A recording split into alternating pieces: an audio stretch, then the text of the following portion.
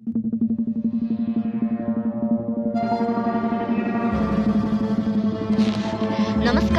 सम्पूर्ण दर्शकवृन्दलाई हाम्रो च्यानल सोनादा क्रोनिकलमा हार्दिक स्वागत छ। हजुरहरू समक्ष यही जानकारी लिएर सधैँ उपस्थित हुन सकेका छौँ। सन्दर्भमा हेर्नु भने विगत कतिवटा प्रेसमा पनि मैले भनेको थिएँ, विभिन्न मिटिङहरूमा पनि मैले भनेको थिएँ। अब दार्जिलिङ हिल युनिभर्सिटी अथवा युनिभर्सिटीको आवाज विगत 1956देखि 1956 सालदेखि चल्दै आएको, तर हाम्रो पहाडले छुट्टै युनिभर्सिटी पाउन सकेको थिएन। यसपालि हिल युनिभर्सिटीको एक्ट पनि तयारी भयो अनि केही दिन अगाडि हामीले भनेका थियौँ अब भाइस च्यान्सलरको नियुक्ति भइसकेपछि यहाँ सञ्चालन सुरु हुन्छ भन्ने, र आज 3 जनाको प्यानल गएको छ। अनि जुन प्रकारको न्युजतिर सोसियल मिडियामा आउँदैछ, कालिम्पोङको हाम्रो प्रिन्सिपल हुनुहुन्छ डाक्टर ढकाल, उहाँ मेरो एक समयमा कलेजमा मेरो गुरु पनि हुनुहुन्थ्यो, उहाँले नियुक्ति पाएको भन्ने हामी सोसियल मिडिया मार्फत हामी चाल पाउँदैछौँ। र हामी काम यसरी गर्छौँ। अब हिल युनिभर्सिटी अब टोटल मेटेरियलाइज हुन्छ होल कन्सेप्ट। अब यसको पठन पाठन अब सुरु हुन्छ। त जुन प्रकारको 56 सालदेखिको हाम्रो सपना आज यसरी साकार भएको छ दिदी ममता ब्यानर्जीको नेतृत्वमा रहेको राज्य सरकारले। यसैले गर्दाखेरि हामी चाहिँ कर्ममा विश्वास गर्छौँ। कसैले बोलेकोमा हामी विश्वास गर्दैनौँ, झुटमा विश्वास गर्दैन, हामी कर्ममा हामी यसरी विश्वास गर्छौँ। आज सेन्ट्रल युनिभर्सिटीको मेमोरेन्डम जसवन्त सिंहज्यूले पनि बुझाएको, एसएस अलवालेले पनि बुझाएको, केही दिन अगाडि राजु विष्टजीले पनि बुझाएको, तर केवल अन रेकर्ड अथवा बुझाएको खालि देखाउनु मात्रै छ, आश्वासन मात्रै छ, तर कार्य भने छैन। हामी चाहिँ काम गरेर जनताको मन जित्न चाहन्छौँ, झुट बोलेर चाहिँ होइन, जस्तै बिजेपी जस्तै। आज तृणमूल कङ्ग्रेस दार्जिलिङ डिस्ट्रिक्ट प्रेसको पक्षबाट एउटा प्रेस मिट गर्न लागिरहेको छ। र प्रेस मिट गर्नुको प्रमुख उद्देश्य चाहिँ के भने भर्खर देशको गृहमन्त्री जुन प्रकारले बङ्गाल भ्रमणमा आएर मिदनापुरमा मिटिङ गरे अनि हिजो बोलपुरमा रोड सो गरे, र जुन प्रकारको हुँदै नहुने कुराहरू, झुटो कुराहरू गरेर मानिसहरूमा एउटा कन्फ्युजन क्रिएट गर्नु उहाँले प्रयास गरे। र यहाँबाट एउटा के प्रमाण हुन्छ भने बिजेपी इज इक्वल टु झुटको भण्डार भन्दा पनि हुन्छ, गार्बेज अफ लाइज भन्दा पनि हुन्छ। त्यसो कसरी भन्न सकिन्छ भन्दाखेरि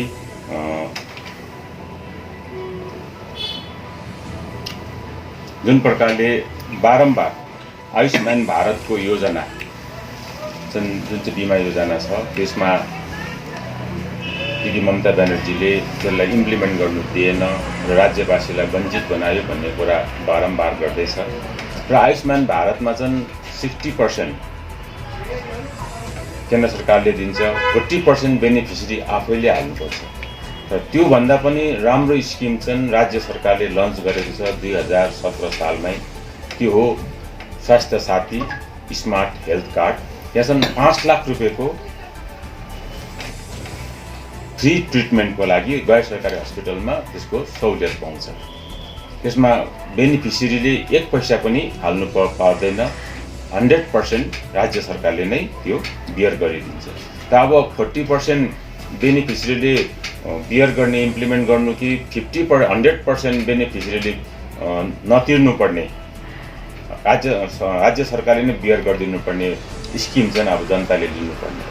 यसले गर्दाखेरि आयुष्मान भारतभन्दा स्वास्थ्य साथी धेरै जनतालाई जनमुखी भएकोले गर्दाखेरि स्वास्थ्य साथीमा चाहिँ आयुष्मान भारतमा चाहिँ 40% बेनिफिसियरीले बियर गर्नुपर्ने हुँदाखेरि चाहिँ अलरेडी स्टेटको 100% राज्य सरकारले बियर गर्ने हुँदाखेरि हामी त्यसलाई नै सबैले, राज्य सरकारले पनि सबै जनताले नै रुचाएको छ स्वास्थ्य साथी कार्डलाई।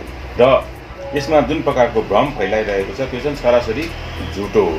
र प्राय अहिले 1.4 करोड फ्यामिलीजलाई यो स्वास्थ्य साथी अथवा हेल्थ स्मार्ट कार्डले कभर गरेको छ, जहाँ 100% राज्य सरकारले नै उहाँको एनुअली पर फ्यामिली त्यसको गैर सरकारी हस्पिटलमा मेडिकल ट्रिटमेन्ट फ्री गरिदिन्छ। त्यति मात्र नभएर 22 दार्जिलिङ जिल्लाकै कुरा गर्नु हो भने 22वटा हस्पिटललाई इङ्कित गरिएको छ भने त्यो लगायत दक्षिण भारतको CMC भेल्लोरमा पनि यो लागू हुन्छ, साथसाथै एम्स दिल्लीमा पनि यो लागू हुन्छ।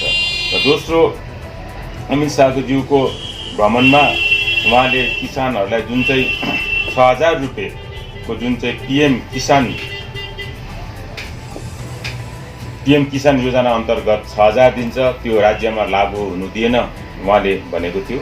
र यसमा के हो भने राज्य सरकारले पर एकर 5000 गरेर दिन्छ। अलरेडी किसान बन्धु योजनामा 5000 पर एकर गरेर दिन्छ भने यो शस्य बिमा अन्तर्गत, अनि तर PM किसान योजनामा खालि 1214 रुपियाँ पर एकर आउँछ। अब कुन चाहिँ लाभदायक हो यहाँ कृषकहरूको निम्ति? अनि इन्सुरेन्स फुल, कुनै प्रकारको प्रिमियम तिर्नु पर्दैन, फुल इन्सुरेन्स, क्रपको इन्सुरेन्स फुल सरकारले नै बियर गरे, राज्य सरकारले बियर गर्दै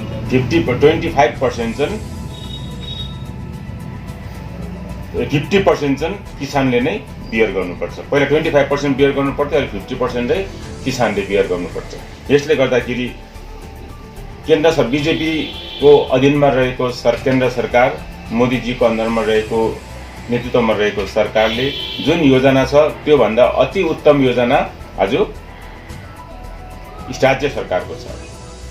द बेनिफिसियरीले अथवा कृषकहरूले त्यही योजनालाई अपनाउँछ र कृषि सम्बन्धी राम्रो खालको बिजेपीको केन्द्र सरकारको सोच भएको भए जुन प्रकारको कृषि ऐन ल्यायो विगत 2020 चल्दो वित्त वर्षमा, सायद जुन प्रकारको अहिले कृषक आन्दोलन भइरहेको छ, दिल्ली घेराउ गरिरहेको छ, चारैवटा बोर्डरबाट दिल्लीलाई घेराउ गरिरहेको छ कृषकहरूले, आज सायद त्यो कृषक आन्दोलन हुने थिएन। बिजेपी सरकार प्रो कृषक पटक्कै छैन। यसैले आज दिल्ली तपाईहरु बिहान नेसनल न्युजमा हेर्नुहोस्, दिल्ली आज जलिरहेको, दिल्लीको वरिपरि बोर्डर आज जलिरहेको छ, कृषकहरू आज आन्दोलन गरिरहेको छ। किनभने जति पनि कृषक ऐन पास गरे त्यो सबै एन्टी कृषक छ, एन्टी मतलब फार्मर भएकोले गर्दाखेरि आज यो खालको आन्दोलन चलिरहेको छ र पटक्कै पनि बिजेपी सरकार आज कृषकको पक्षमा छैन। अनि अझ अर्को कुरो, बिजेपीले बारम्बार एउटा लान्छना लगाइरहेको छ कि हाम्रो 300 वर्करहरू मरे। 300 वर्करहरू बङ्गालमा विगत 1.5 वर्षमा मरे। यो जबै पोलिटिकल भाइलेन्समा तृणमूल कांग्रेसको पनि अहिलेसम्म 1200-1300 मान्छे मरिसके। तर आज बिजेपीले विशेष गरी उहाँहरूको आपस्तमा एउटा इनफाइटिङ छ, पुरानो बिजेपी छ, नयाँ आउने नेतृत्वहरू पनि छ, त्यहाँ एक प्रकारको इगो क्ल्यास भएर इनफाइटिङले मरेको पनि उहाँहरूले राज्य सरकारलाई दोषाउँदैछ। कसै सुसाइड गरेको पनि राज्य सरकारलाई दोषाउँदैछ। र यो जुन फिगर दिइरहेको छ यो सरासरी एउटा झुटो हो। आज झन्डै राम्ररी हेर्नु हो भने बिजेपीको धेरै संसदहरू जसको 116 जना बिजेपीको सिटिङ एमपीहरूको उनीहरूको क्रिमिनल रेकर्ड्स छ।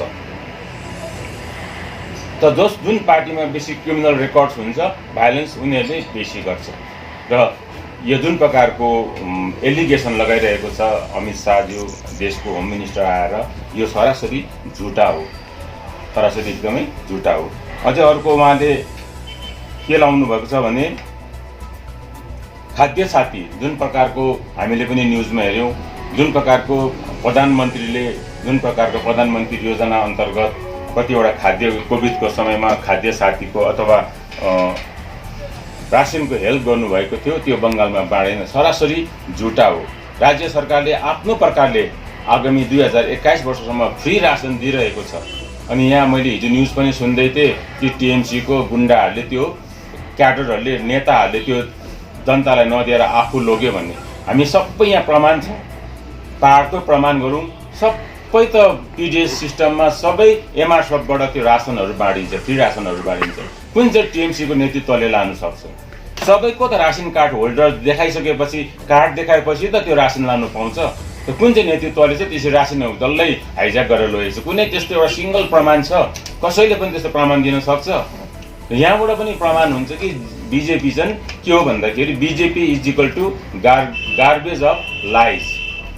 यस्तै थुप्रै एलिगेसनहरू लगाए, जस्तै अब परिवारवादको उहाँहरूले एलिगेसन लगाए दिदी ममता ब्यानर्जीलाई। परिवारवादको नै उहाँहरूले कुरा गर्छ भने ज्योतिरादित्य सिन्धियालाई उहाँले नलिनुपर्ने आफ्नो फोल्डमा कङ्ग्रेसबाट। अरे भर्खरै शुभेन्दु अधिकारीज्यू जान्नुभयो, उहाँलाई पनि नलिनुपर्ने, किनभने उहाँको त बाउ पनि एमपी, दाजु पनि एमपी, आफै एमएलए, भाइ एमएलए, अर्को भाइ चेयरम्यान। नलिनुपर्ने परिवारवादको यदि कुरा गर्छ भने उहाँहरूले हाम्रो शुभेन्दु अधिकारीज्यूलाई आफ्नो फोल्डमा नलिनुपर्ने। र त्यस्तो थुप्रै छ। राजस्थानको पूर्व मुख्यमन्त्री छ, परिवारवादको कुरा गर्नु हो भने उहाँलाई बिजेपीको थुप्रै त्यस्तो इक्जाम्पल हामी देखाउन सक्छौँ जहाँ परिवारवाद बिजेपीमा छ्याप्छ। पीयूष गोललाई हामी देखाउन सक्छौँ, शक्ति छ। र यस्तो थुप्रै एलिगेसनहरू लगाएर गए जो चाहिँ सरासरी झुटा हो। र आज प्रेस कन्फरेन्स गर्नुको मूल तात्पर्य के हो भने यसको पनि हामीले एउटा स्पष्टीकरण दिनुपर्ने। उहाँले भन्नुभयो कि आयुष्मान भारत योजना लागू गर्नु दिएन, तर यहाँ पिएमएवाई प्राइम मिनिस्टर आवास योजनाको चाहिँ घर बनिरहेको छ भने त्यो प्राइम मिनिस्टर आवास योजनामा 60% सेन्ट्रलले दिन्छ, 40% स्टेटको सेयर हुन्छ। त आज त्यो प्राइम मिनिस्टर आवास योजनाको घर 50% स्टेटको सेयर छ त्यसमा। तर उहाँले के भन्छ, यो चाहिँ डल्लै केन्द्रले दिएको, डल्लै मोदीजीले नै दिएको, डल्लै प्राइम मिनिस्टरले दिएको कुरा गर्छ। 40% चाहिँ त्यहाँ स्टेटको सेयर छ। त्यसको अलावा गीताञ्जली भन्ने एउटा योजना छ जहाँ मधेसमा पहाडमा 75,000 पाउँछ, मधेसमा 70,000 पाउँछ। त्यसमा अन्डर गीताञ्जली प्रकल्प भन्छ, त्यसमा अहिलेसम्म 3,90,000 घर बनाइसकेको छ। 3,90,000 घरमा घर बनाइसकेर प्राय 3,550 करोड खर्च गरिसकेको छ राज्य सरकारले। त्यो प्राइम मिनिस्टर आवास योजनामा 40% आफ्नो सेयर हाल्छ। त्यो बाहेक गीताञ्जली 100% स्टेट फन्डिङ, त्यसमा 3,550 करोड खर्च गरिसकेको छ भने नगरपालिका क्षेत्रमा हाउसिङ फर अल भन्ने स्किम छ। हाउसिङ फर अल स्किममा 4,30,000 घरहरू बनिसकेर प्राय 7,000 करोड खर्च गरिसकेको छ। एउटा पिएमएवाई जहाँ 60% को खर्च सेन्ट्रल गभर्मेन्टको, 40% स्टेट गभर्मेन्टको, पिएमएवाई को यत्रो हुकार हाम्रो होम मिनिस्टरले फुकेर गए, तर 40% त्यहाँभित्र स्टेटको सेयरको कुरा कहिले पनि गरेन। अनि राज्य सरकारले त्यसको अलावा अघि तपाईँलाई मैले भने स्टेट फन्डिङमा अर्बन सेक्टरमा 7,000 करोड खर्च गरिसकेको छ, 4,30,000 हाउस बिल्ड गर्नुको निम्ति भने गीताञ्जलीमा मैले भने प्राय 3,550 करोड। यहाँ कुनै प्रकारको सेन्टरको कुनै प्रकारको सेयर छैन। र यसरी जुन प्रकारले इन्कमको कुरा पनि गरे बङ्गालकोमा, जुन प्रकारले हामीले इकोनोमिक ग्रोथको विगत प्रेस कन्फरेन्समा इकोनोमिक ग्रोथको कुरा गरेको थिएँ, उहाँले जुन प्रकारको जिएसडिपी जुन प्रकारले बढेर गएको कुरालाई उहाँले उल्लङ्घन गरे, त्यो कुरो होइन भन्ने कुरा गरे। इन्डस्ट्रियल ग्रोथ रेट घटेको छ भन्ने बङ्गालमा कुरा गरे।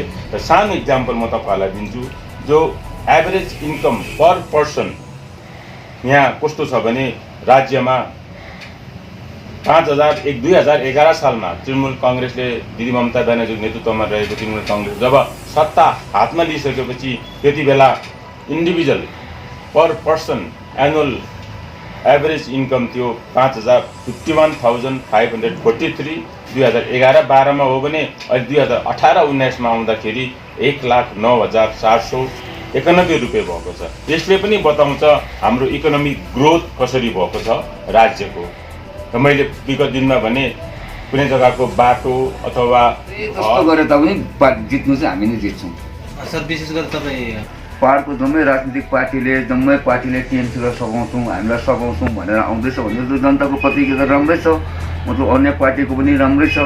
र त्यसले गर्दाखेरि यहाँनिर अब बिजेपीको पार्टीहरू हाम्रो एकैजना मतलब मान्छे नभएको पार्टीलाई बोकेर दिल्लीतिर कुद्दैछ, त्यो तपाईँहरूलाई थाहा भएको कुरो हो। हामीले त्यस्तो गर्नु परेको छैन।